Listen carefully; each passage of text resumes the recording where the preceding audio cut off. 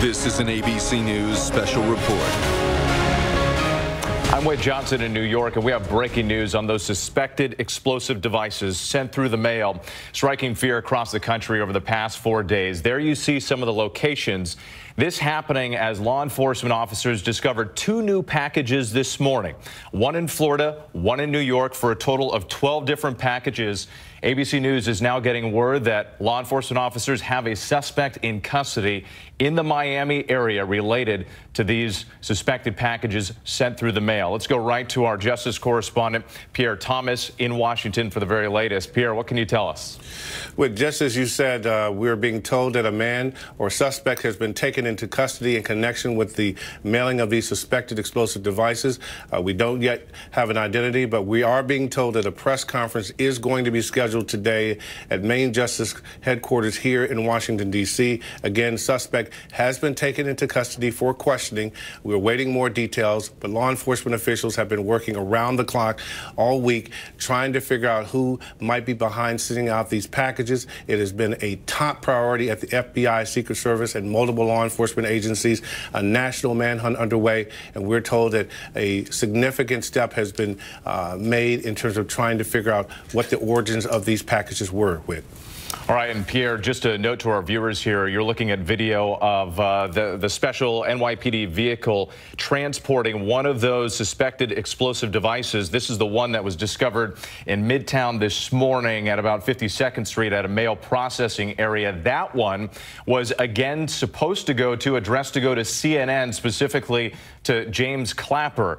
He, of course, one of the critics of President Trump.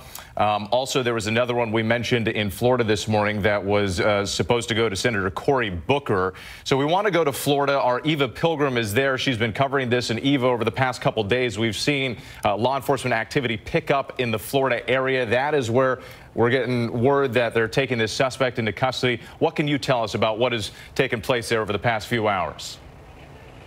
That's right, Whit. Investigators followed leads, clues here to South Florida. We're told that they were actually able to find forensic evidence on at least one of those packages that had been mailed, as well as images from the U.S. Postal Service of the mail being processed. And that's what brought them here to this packaging center. This is where those packages are sorted for most of the southern part of the state of Florida. And looking at those clues, we're told that sources are telling us that they were looking for DNA evidence, anything that would give them some insight into who this person was and where they were sending these packages out of, leading to that person being in custody this morning. Whit. All right, Eva Pilgrim, thanks so much. Again, talking about those packages, and one thing that we've heard from law enforcement sources, the fact that those packages remained intact could provide a lot of that evidence, as we're seeing now, leading to a potential suspect in custody in Florida. Once again, this is the very latest information relating to now a dozen suspected explosive devices sent through the mail. That suspect in custody. We'll have the very latest coming up this evening on World News Tonight with David Muir. We'll also have more information on abcnews.com and on the ABC News app for breaking news alerts. I'm Wade Johnson in New York. Have a good day. This has been a special report from ABC News.